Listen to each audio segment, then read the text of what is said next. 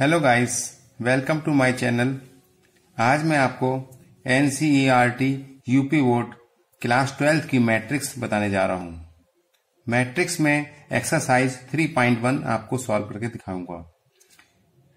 इसमें question number 1 जो दिया है वो इस तरीके से दिया है कि इसमें मैट्रिक्स को हम कैपिटल लेटर से दिखाते हैं। जैसे A इज इक्वल टू, इसको ब्रैकेट में कर दिया है। इसमें आपके रो और कॉलम होते हैं। कॉलम हमेशा खड़े में होंगे, जैसे C1, C2, C3, C4, और रो हमेशा क्षैतिज में रहती हैं, जैसे R1, R2, R3। तो इसमें एलिमेंट्स दे रखे हैं इस तरीके से, और इसमें आपको जो फाइंड करना है वो आव्यूह की कोटि। आव्यूह की कोटि क्या है? इस आव्यूह में 3 पंक्ति, पंक्ति का मतलब वहां पे रो को कहते हैं। 3 पंक्ति है, 1, 2, 3, R1, R2, R3, और 4 स्तंभ, इसे कॉलम कहते हैं। 1, C1, C2, C3, C4, इस तरीके से आपको 4 स्तंभ हैं। इसलिए आव्यूह की कोटि जो है 3 गुणा 4 यानी कि 3 into 4 के उसमें आएगी। यानी कि इसको आव्यूह की कोटि को कहते हैं ऑर्डर ऑफ मैट्रिक्स 3 into 4। एक बार फिर से देखिए, चूंकि आपका ये पहला क्वेश्चन है इसलिए आपको समझ में आना चाहिए। इसमें आपको 3 पंक्तियां हैं, पहली पंक्ति, दूसरी पंक्ति और तीसरी पंक्ति। और स्तंभ जो हैं, इसे इंग्लिश में कॉलम कहते हैं, वो पहला स्तंभ, दूसरा स्तंभ, तीसरा स्तंभ, चौथा स्तंभ। तो 4 स्तंभ है। तो आपसे अगर आपको कोटि पूछे आव्यूह की, तो आपको पहले R लिखना होता है, फिर C, R, C, यानी कि रो कितने थे आपकी पंक्तियां? 3, और कॉलम कितने थे? 4। तो 3 गुणा 4 इसका आंसर हो जाएगा। सेकंड आप देखिए, आव्यूह में अवयवों की संख्या। अवयवों की संख्या निकालने के लिए आपकी जितनी भी इसमें रो हैं, जैसे 3 रो हैं और कॉलम आपके 4 हैं, तो आपके रो और कॉलम लिखना है। रो 3 है और गुणा 4, इसकी मल्टीप्लाई करेंगे तो आपका आंसर 12 आ जाएगा। तो आव्यूह में अवयवों की संख्या आपकी 12। तीसरा आपका जो क्वेश्चन है वो ये है कि अवयव A13, मैंने बताया था कि आपका पहला वाला रो होता है और दूसरा वाला कॉलम। तो अब आप देखिए A13 हमें फाइंड करना है। एलिमेंट क्या है? 1 का मतलब रो, पहली रो, और तीसरा कॉलम। पहली रो ये है और तीसरा कॉलम ये है। तो पहली रो में तीसरा कॉलम क्या है? 19। तो इस तरीके से 19 आ गया। A21 यानी कि दूसरी रो, RC हमेशा ध्यान रखिएगा, पहले R फिर C, 21 यानी कि दूसरी रो। तो दूसरी रो है आपकी ये, और पहला कॉलम है तो पहला कॉलम। तो दूसरी रो और पहला कॉलम कहां कटा? 35। ये आ गया आंसर। A33 तो तीसरी रो तीसरा कॉलम, तो तीसरी रो ये हो गया और आपका तीसरा कॉलम ये हो गया। तो तीसरी रो और तीसरा कॉलम कहां पर कटा? -5। ओके। A24 दूसरी रो और चौथा कॉलम, दूसरी रो आपकी ये हो गई और चौथा कॉलम ये हो गया। तो आपस में कहां पे आए? 12 पे। ऐसे ही A23 दूसरी रो तीसरा कॉलम, दूसरी रो और तीसरा कॉलम कहां पे आए? 5/2 पे। इस तरीके से आंसर आपका आ गया। ओके।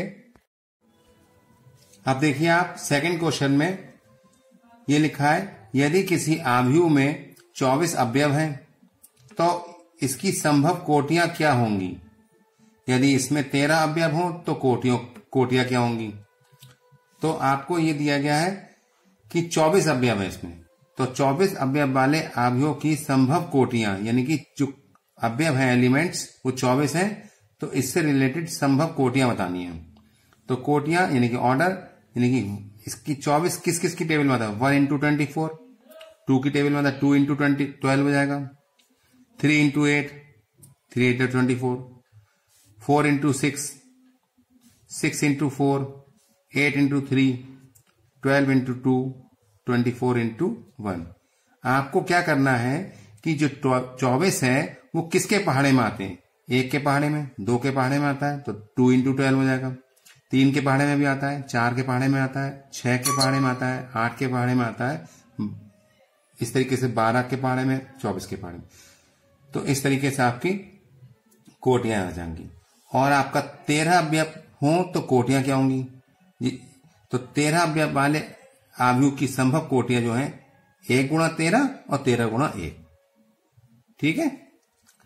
तीसरा क्वेश्चन आपका सेम ऐसा ही है, जैसा मैंने सेकंड कराया वैसे ही आपका सेम थर्ड क्वेश्चन है। फोर्थ क्वेश्चन में आपको मैं बताऊं क्या लिखा है। एक 2x2 आव्यूह, यानी कि 2x2 का मतलब 2 रो है और 2 कॉलम है, 2 पंक्ति हैं, 2 स्तंभ हैं। इसमें a बराबर स्मॉल a ij की रचना कीजिए जिसके अवयव निम्न प्रकार से दिए गए हैं। पहला है आपको a i j निकालना है 1 + j का होल स्क्वायर अपॉन 2। अब देखिए इस क्वेश्चन के आंसर में हमें 2x2 क्रम में आव्यूह बनाना होगा। तो इसके लिए हम ब्रैकेट के अंदर 2 रो, पहली रो, दूसरी रो और 2 कॉलम, ये पहला 1 1 पहली रो पहला कॉलम, 1 2 पहली रो दूसरा कॉलम, ये A2 1 का मतलब यहाँ दूसरी रो और पहला कॉलम तो 2 1, ये दूसरी रो दूसरा कॉलम। इस तरीके से आव्यूह तैयार होगा। आपका प्रश्न जो है वो a i j बराबर i + j का होल स्क्वायर अपॉन 2। अब यहाँ 1 1 निकालेंगे, a 1 1 1 1 का मतलब i यहाँ पे हमें 1 रखना है और j भी, तो i की जगह 1, j की जगह 1, 1 और 1 2, 2 का स्क्वायर 4 अपॉन 2, 4 को 2 से डिवाइड करेंगे 2। सेम ऐसे ही 1 2 यानी कि i की जगह 1 और j की जगह 2, 3 हो जाएगा, 3 का होल स्क्वायर 9 और 2 से डिवाइड करेंगे तो 9 अपॉन 2, इसको ऐसे रहने दीजिएगा।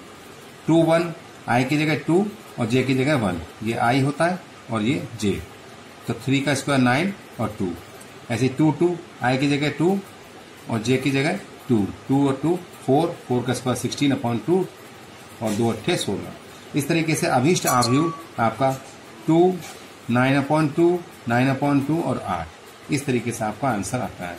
सेकंड इसी का है a i j = i upon j। तो 1 1 निकालेंगे तो i की जगह 1 और j की जगह 1, 1 1 जा 1, 1 2 यानी कि i की जगह 1 और ये नीचे अपॉन में 2, 1 अपॉन 2, 2 1 में i की जगह 2 और j की जगह 1 यानी कि आंसर 2, 2 2 में 2 अपॉन 2 यानी कि आंसर 2। तो अभीष्ट आव्यूह जो है 1 1 अपॉन 2 2 2। क्वेश्चन 5 सेम ऐसे ही है, तो इसको आप अपने आप करने की कोशिश करिए। ओके। अब आप क्वेश्चन 6 देखिए। निम्न समीकरण में x, y तथा z का मान ज्ञात करें। आपको ये आव्यूह दे रखा है 4 3 x 5 बराबर y z और 1 5। तो इसमें हमें x, y, z की वैल्यू फाइंड करनी है। इसके लिए आपको इनमें दोनों आव्यूह के संगत अवयवों की तुलना करनी पड़ेगी। तुलना कैसे करेंगे आप? इसमें देखिए x बराबर 1 आंसर आ गया, y आपका देखिए y यहाँ पर है तो y बराबर आपका 4, z बराबर 3, इस तरीके से ये आंसर। अब देखिए क्वेश्चन 6, इसमें निम्न समीकरण में x, y तथा z का मान ज्ञात करना है। पहला क्वेश्चन है इसका 4 3 x 5 और बराबर है y z 1 5 के। इसमें दोनों आव्यूह के संगत आव्यूह की तुलना करते हैं। यहाँ पर देखिए y का रिलेशन 4 से है तो y की वैल्यू 4 हो गई। देखिए x का रिलेशन 1 से इस तरीके से तो x = 1, z आपका यहाँ पर है तो इसका रिलेशन इससे हो जाएगा तो z = 3। ठीक है।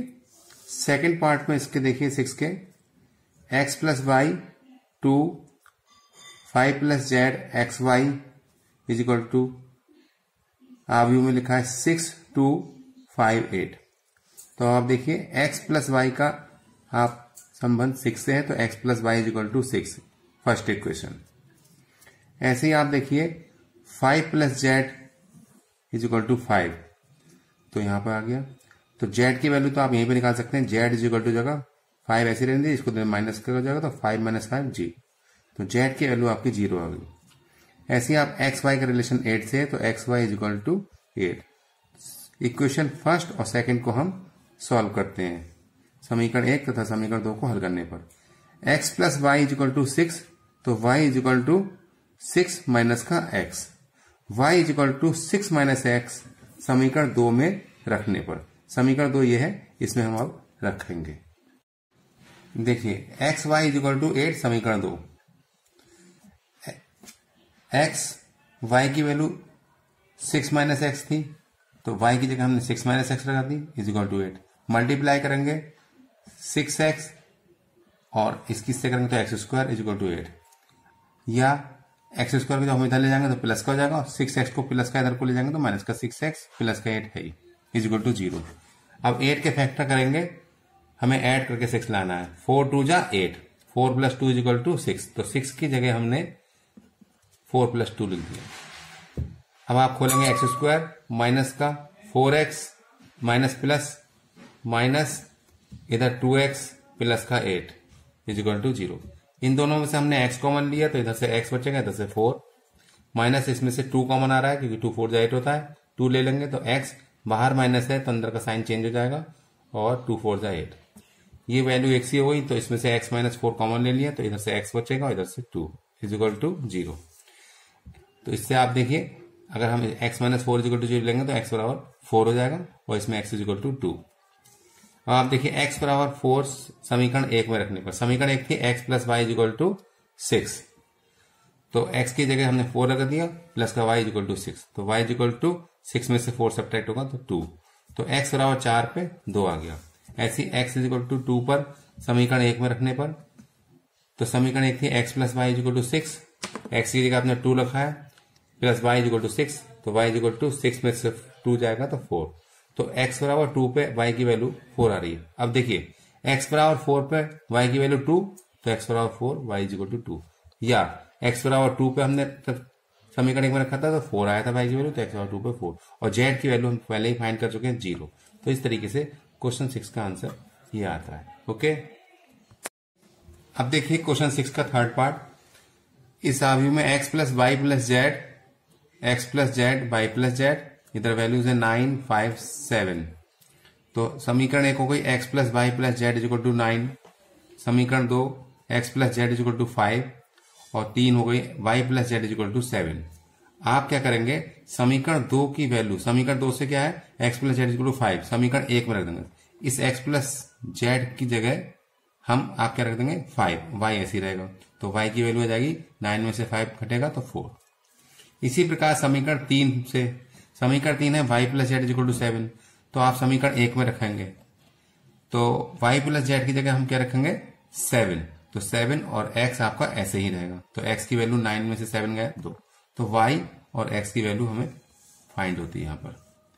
अब y इज इक्वल टू 4 समीकरण 3 में रखने पर, समीकरण 3 में क्या है y plus z is equal to 7, तो y की वैल्यू जो है हमारी यहाँ पर 4 रखेंगे, y plus z equal to 7, तो y की जगह 4 रखेंगे तो z की वैल्यू जाएगी 7 में से 4 गया 3। इस तरीके से आपका इस क्वेश्चन का आंसर आता है। ओके गाइस, अगर आपको मेरा वीडियो पसंद आए तो इसे लाइक करें, मेरे चैनल को सब्सक्राइब करें और ज्यादा से ज्यादा लोगों में शेयर करें। Thank you.